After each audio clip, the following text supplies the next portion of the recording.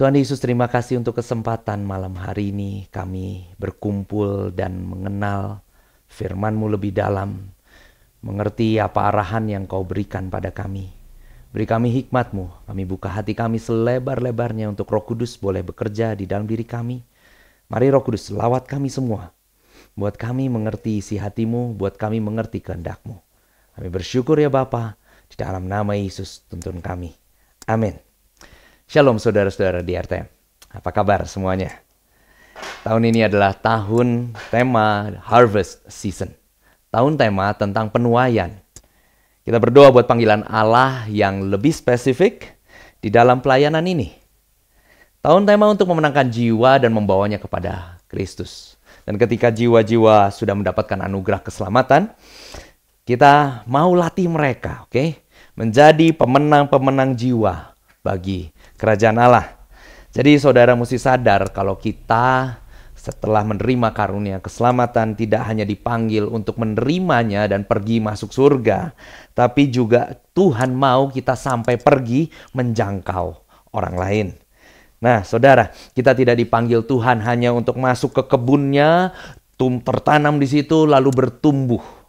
Tapi Tuhan mau kita dipanggil, tertanam, bertumbuh sampai berbuah. Seperti yang dikatakan di dalam firman Tuhan di Lukas 13 ayat 6 sampai 9. Lalu Yesus mengatakan perumpamaan ini, seseorang mempunyai pohon ara yang tumbuh di kebun anggurnya dan ia datang untuk mencari buah pada pohon itu. Tapi ia tidak menemukannya. Lalu ia berkata kepada pengurus kebun anggur itu, "Sudah 3 tahun aku datang mencari buah pada pohon ara ini dan aku tidak menemukannya. Tebanglah pohon ini. Untuk apa ia hidup di tanah ini dengan percuma? Coba orang itu, Tuhan, biarkanlah dia tumbuh tahun ini lagi. Aku akan mencangkul tanah sekelilingnya dan memberi pupuk kepadanya. Mungkin tahun depan ia berbuah. Jika tidak, tebanglah dia." Dari potongan ayat yang kita baca ini, Tuhan memberikan perumpamaan bahwa tanaman-tanaman yang Allah punya itu diharapkan oleh sang pemilik kebun untuk berbuah.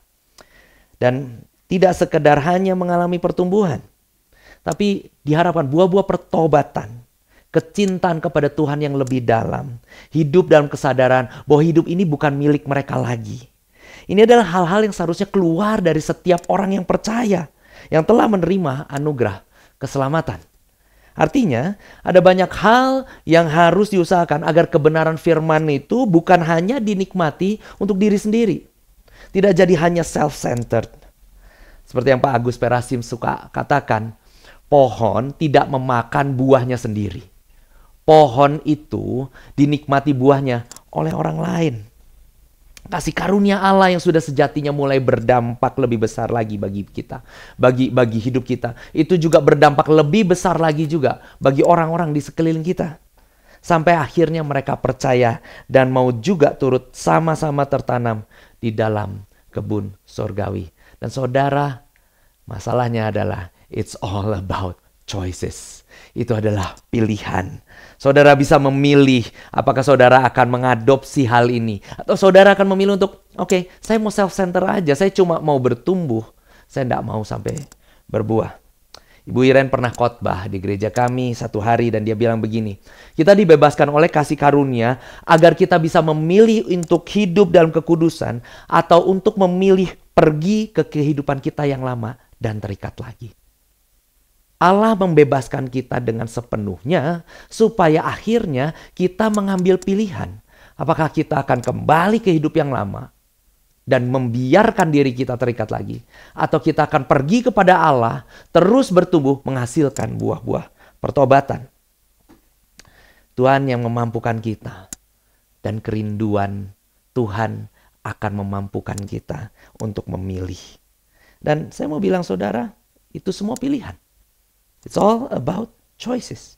Setelah ditebus, ditopang oleh kasih karunia, diberi kesetiaan Tuhan, apa hal berikutnya yang akan terjadi sama kita? Apa keputusan yang akan kita ambil? Terlebih kalau kita tahu, tahun ini adalah tahun penuaian. Apa yang akan kita lakukan? Apakah kita terus hanya sibuk menikmati kasih karunia untuk hidup kita saja, pribadi? Jadi egois, self-centered, dan yang penting saya sudah selamat. Atau kita akan terus menikmati kasih karunia-Nya dan mengambil keputusan lebih lanjut. Saya mau berbuah buat kerajaan Allah. Nah, di harvest season ini, Allah memanggil setiap kita untuk bersiap dan mengerjakan bagian kita. Menyediakan diri kita menjadi penuai-penuainya. Dan harvest season baru terjadi apabila kita memiliki kesetiaan. Seperti yang tertulis di Galatia 6 ayat 9. Janganlah kita jemu-jemu berbuat baik. Karena apabila sudah datang waktunya, kita akan menuai. Jika kita tidak menjadi lemah. Ayat ini berbicara soal membagikan dorongan Paulus agar jemaat Galatia saling membantu kesulitan mereka sesama anggota jemaat. Jemaat Galatia mengalami tekanan, mengalami kondisi di mana harta benda mereka banyak yang dirampokin karena mereka menjadi pengikut Kristus. Spesifik konteksnya, jemaat ini diingatkan untuk memberkati mereka-mereka yang lain, satu sama lain, terutama mereka yang sedang membawakan firman Tuhan. Mereka yang membagikan firman kehidupan kepada komunitas-komunitas. Bahkan Paulus memberikan peringatan keras agar jemaat mengerti bentuk taburan yang akan ditaburkan. Yang menabur dalam roh akan menuai hidup yang kekal di dalam roh. Yang menabur daging akan menuai kebinasaan dari daging. Dan menutup saran dia untuk saling menolong dan memperhatikan mereka yang melayani jemaat, Paulus berkata, jangan berhenti berbuat baik. Karena waktu tuaian akan datang. Reward yang Tuhan berikan akan kita dapatkan. Dengan catatan, kita tidak jadi lemah melakukannya.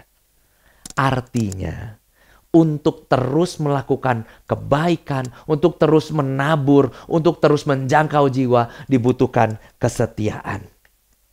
Faithfulness. Dan ini adalah tema webinar hari ini.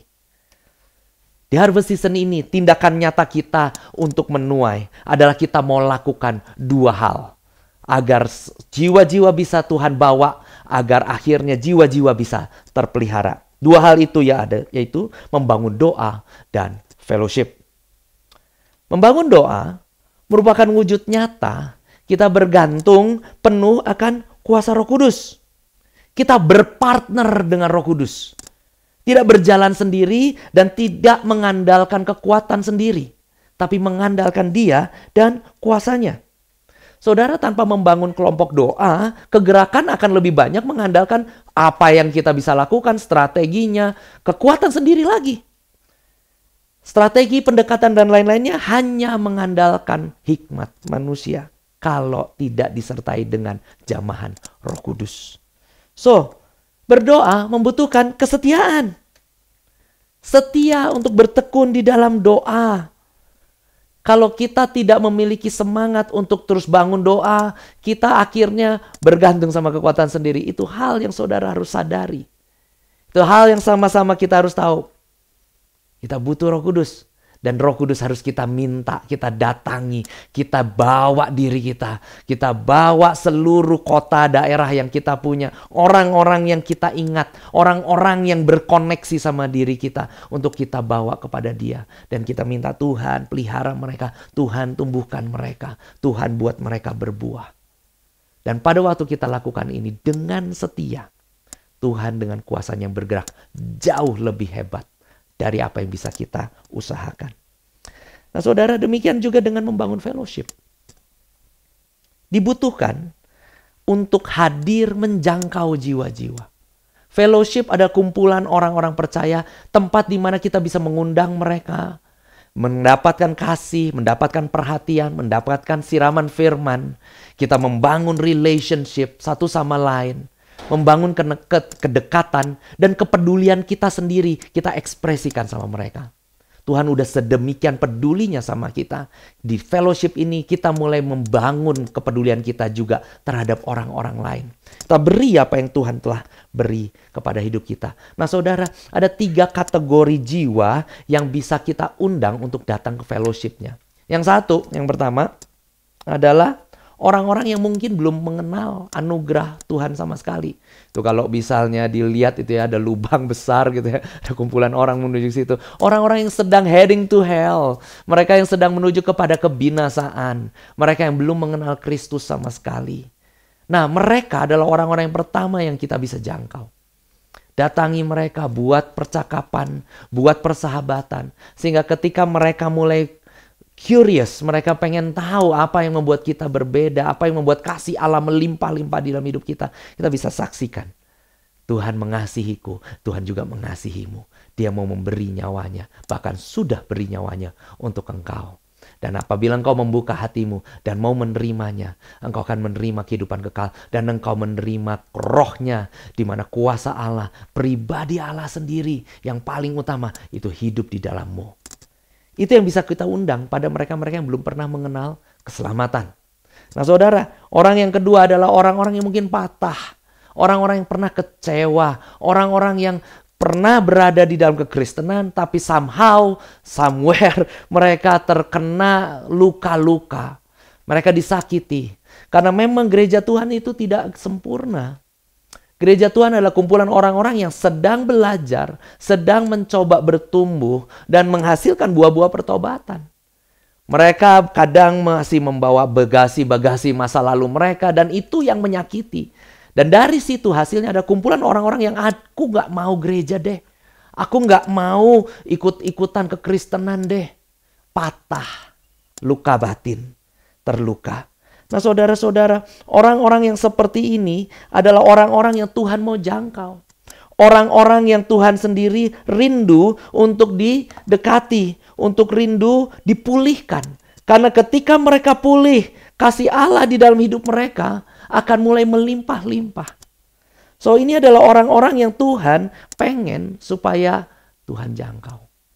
Mereka ingin dipanggil kembali oleh Sang Tuhan kita. Nah, ini orang kedua. Sekarang orang ketiga, itu gambar nisan banyak kuburan di situ ya. Ini adalah gambaran di mana orang-orang Kristennya mungkin mereka haus, lapar, mereka udah tahu kekristenan. Tapi mereka mager.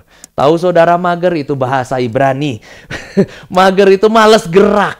Mereka memilih untuk tiduran, rebahan aja. Mereka pilih untuk menerima banyak firman Allah. Mereka tahu banyak pengertian firman, tapi tidak mau bergerak. Tidak mau mengembangkan talenta-talenta yang ada di dalam hidup mereka. Mereka membiarkan talenta mereka terkubur sedemikian rupa, rapih, tapi tidak berlipat ganda. Mereka tidak tahu di dalam diri mereka ada kepemimpinan. Mereka tidak tahu bahwa di dalam diri mereka ada kemampuan menjangkau jiwa. Mereka tidak tahu bahwa mereka memiliki banyak sekali hal-hal yang spesifik ada di dalam hidup mereka. Dan mereka enggan mengeluarkannya. Kenapa mereka enggan? Mereka memilih untuk lebih enak seperti ini. Lebih enak menerima firman. Lebih enak hanya untuk dengar-dengar aja deh. Saya ndak usah pergi kemana-mana. Saya cukup saja seperti ini. Toh ujungnya saya akan masuk kepada keselamatan. Asal saya memelihara iman aja deh. Asal saya hidup di dalam kekudusan aja deh. Yang penting menyenangkan Tuhan. Kadang itu alasan-alasan yang disampaikan. Tapi ketahuilah saudara. Pada akhir hidup kita, selain kita ditanya, apakah engkau percaya, apakah engkau memiliki jaminan keselamatan itu, engkau akan ditanya juga buahmu dan talentamu. Apakah itu sudah engkau lipat gandakan? So, 3 jenis orang ini adalah orang-orang yang mau kita tuai. Dan untuk menuainya, kita butuh fellowship ini. Dan saya mau bilang, fellowship butuh kesetiaan. Ya apa ya? Kita tidak bisa membangun fellowship on and off. 1 minggu kadang ada, minggu depan nanti lagi, 2 minggu lagi ya kita kumpul, nggak terjadi. Lalu minggu depannya lagi ada. Orang-orangnya juga akan melihat apakah kita serius untuk membuat sebuah fellowship. Dan kadang waktu kita udah setia menjalankannya, rutin gitu, orang-orang di dalamnya juga sulit untuk didekati, sulit untuk dibawa untuk setia datang. Dan di situ kita mulai membangun kesetiaan agar orang lain terinspirasi. Mereka juga jadi setia dan ikut. Dan apalagi kalau saudara-saudara mulai tunjukkan kesetiaan saudara untuk mengikut Yesus terutama. Orang-orang melihat, wow, orang ini sungguh cinta Yesus. Saya mau belajar, kok bisa ya dia sesetia itu. Nah, kesetiaan dibutuhkan untuk menjalankan fellowship, dibutuhkan juga untuk menjalankan doa. Keduanya dibutuhkan. Saudara, visi RTM2 ini, imamat rajani. Imam itu mengantarkan orang kepada Tuhan dengan mengenal kehendak Tuhan di dalam dirinya. Dan rajani adalah memenuhi panggilan Allah untuk memperlengkapi anggota tubuh Kristus atas Indonesia. Kita mau menuju ke sana. Kita mau membangun, mengarahkan energi yang kita punya untuk membuat akhirnya orang-orang menjadi imam-imam yang kerajaan. Amin, saudara. Kita mau agar orang-orang menemukan kehendak Tuhan. Kita mau agar orang-orang akhirnya diperlengkapi sedemikian rupa dengan apa yang Tuhan punya. Dan caranya adalah membangun tim di setiap daerah, menjangkau dan memuridkan jiwa-jiwa. Itu misinya.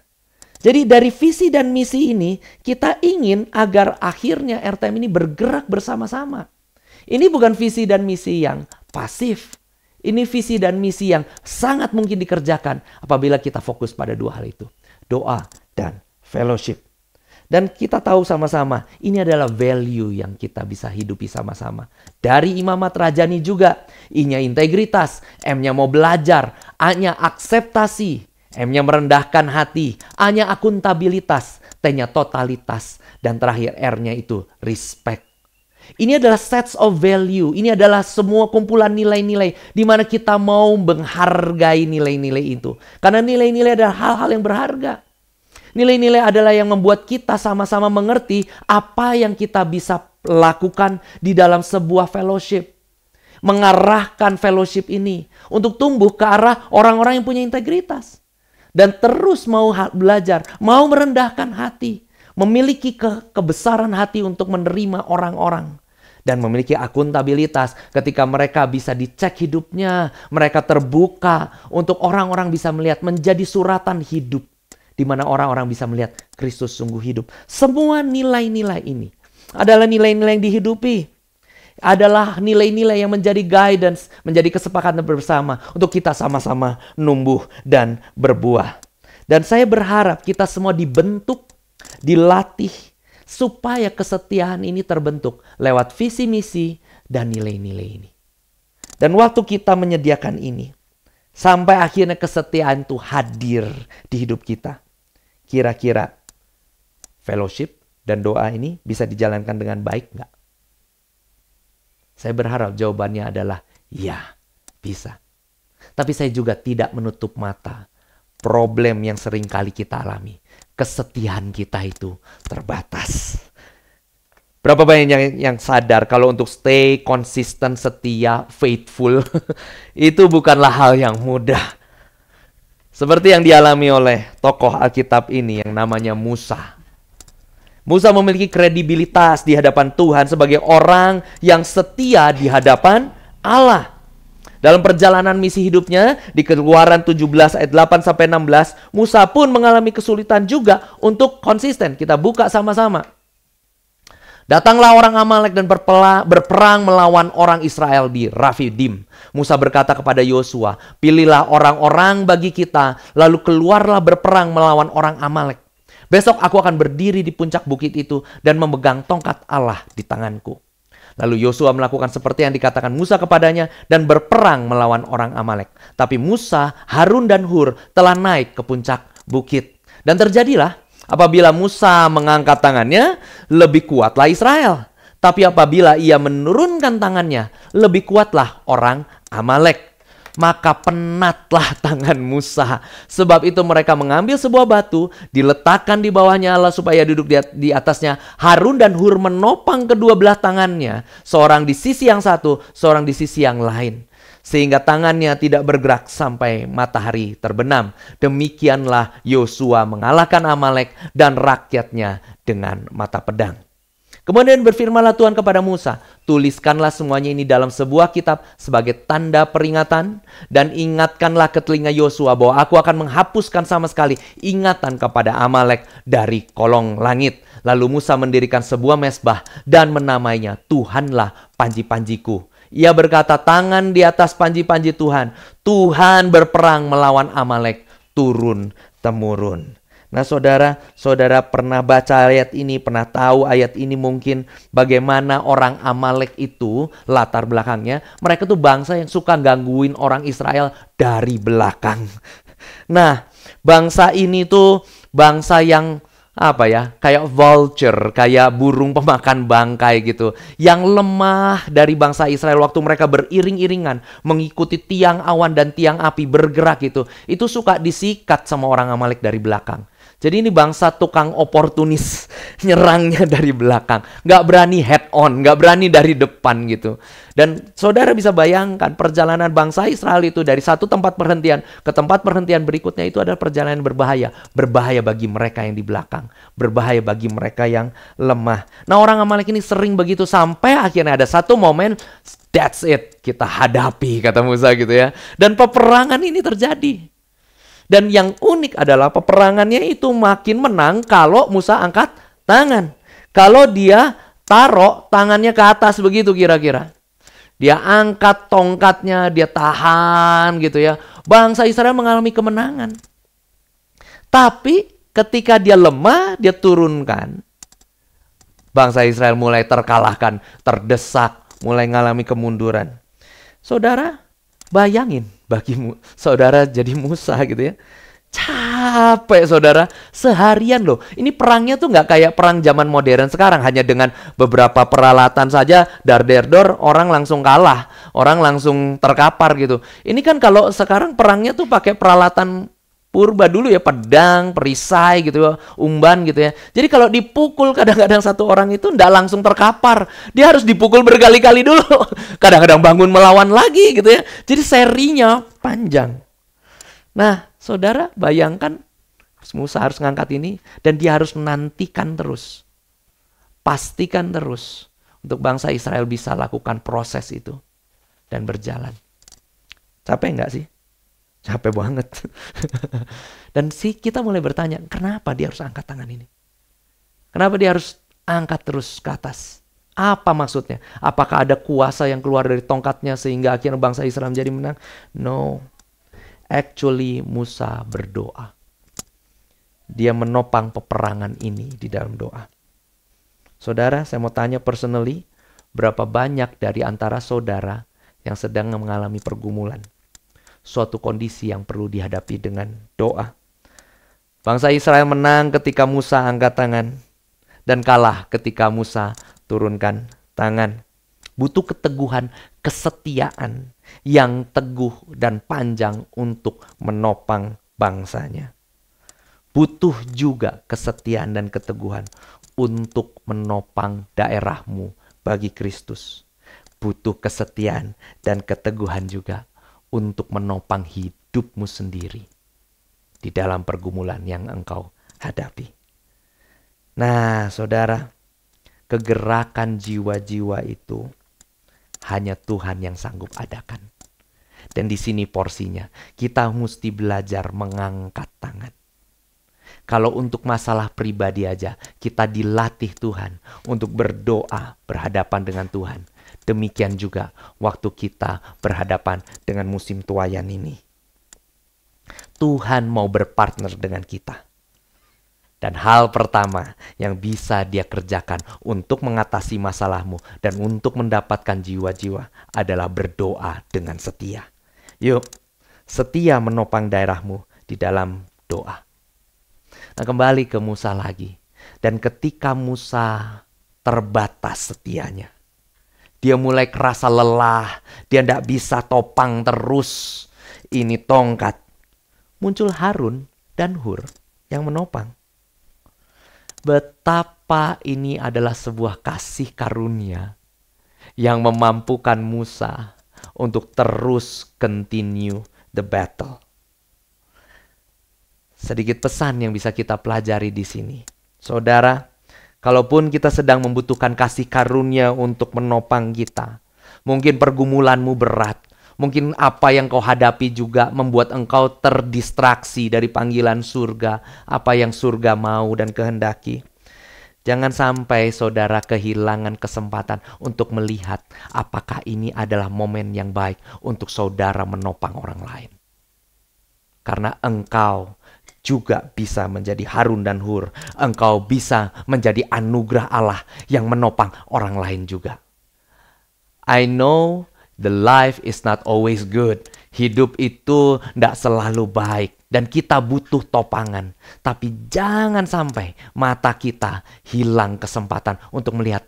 Mungkin ini momen. Sekalipun saya penuh masih ada dalam pergumulan, saya juga mau bantu orang lain dan topang dia juga. Dan dari sini terjadi saling topang. Topangannya lewat mana? Kadang lewat word of encouragement. Perkataan yang mendorong orang, mengangkat orang, membuat hatinya berbesar hati.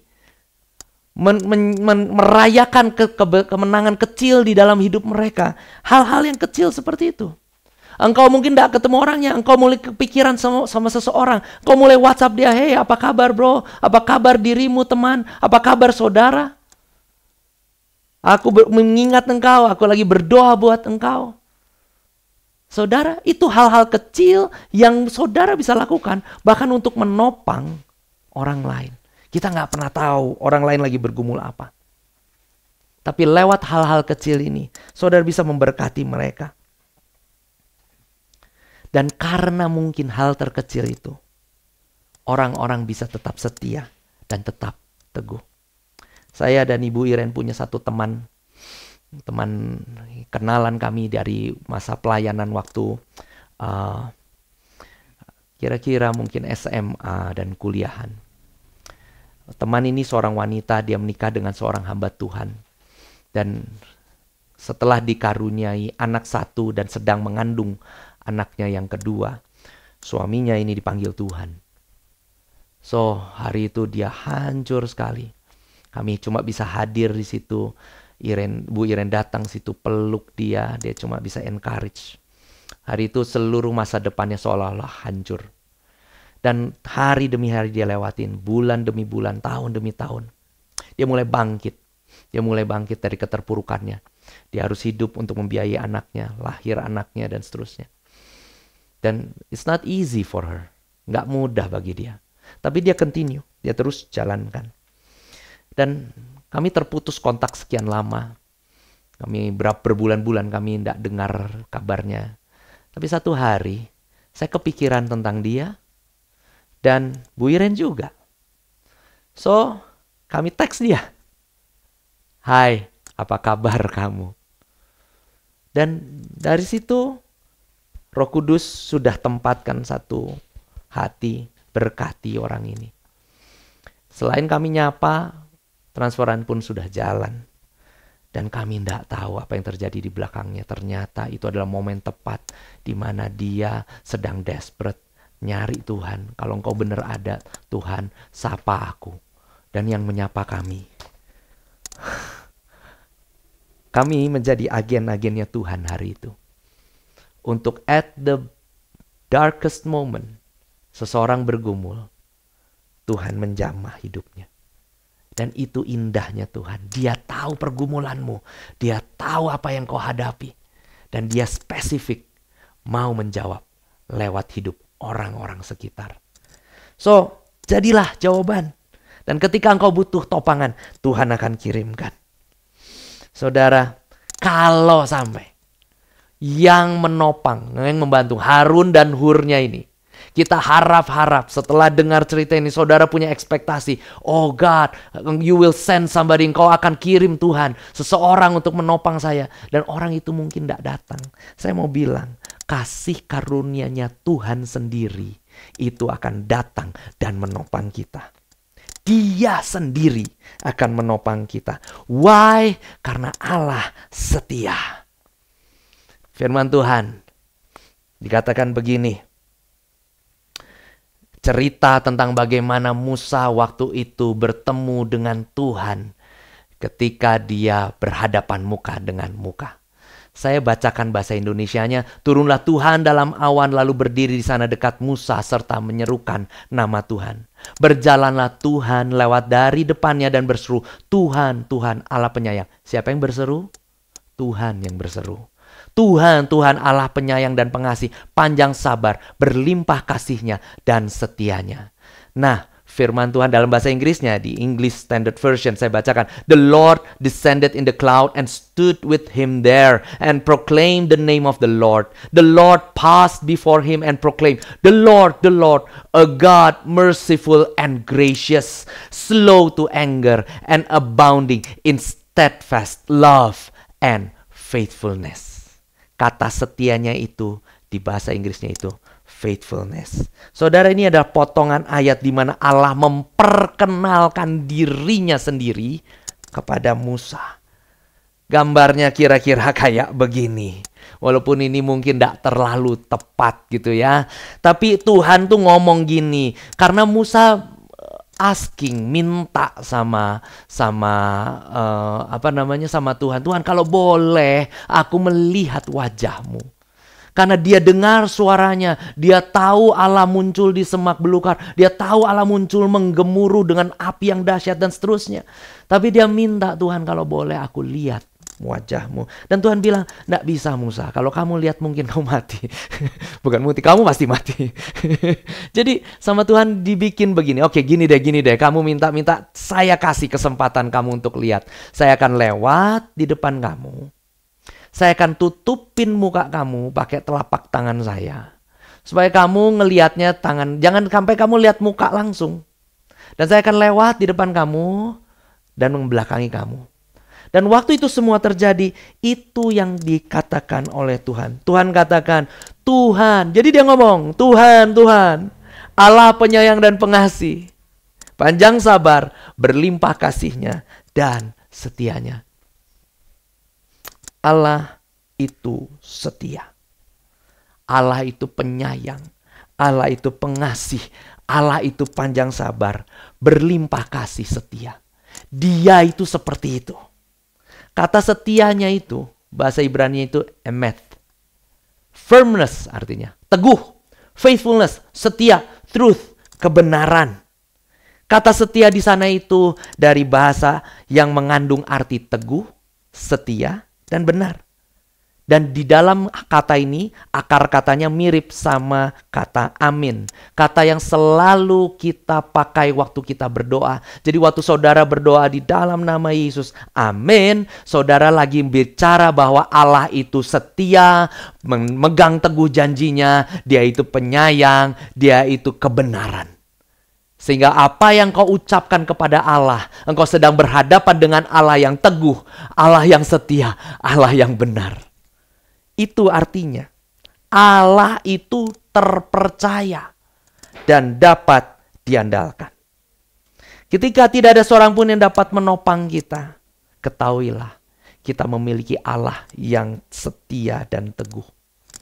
Seperti yang dialami Paulus juga, waktu dia nulis surat ke Timotius, waktu dia ada di penjara, ketika kondisinya sedang sendirian dan tidak ada seorang pun yang bisa diharapkan untuk menolongnya. Dan seperti mungkin ini surat farewell, Paulus lagi minta, coba Timotius kamu cepat kunjungin. Dan ini adalah momen-momen terakhirnya dia. Dia bilang begini di 2 Timotius 2 ayat 11-13. Benarlah perkataan ini, jika kita mati dengan dia, kita pun akan hidup dengan dia. Jika kita bertekun, kita pun akan ikut memerintah dengan dia. Jika kita menyangkal dia, dia pun akan menyangkal kita. Dan yang menarik ayat 13. Jika kita tidak setia, dia tetap setia. Karena dia tidak dapat menyangkal dirinya.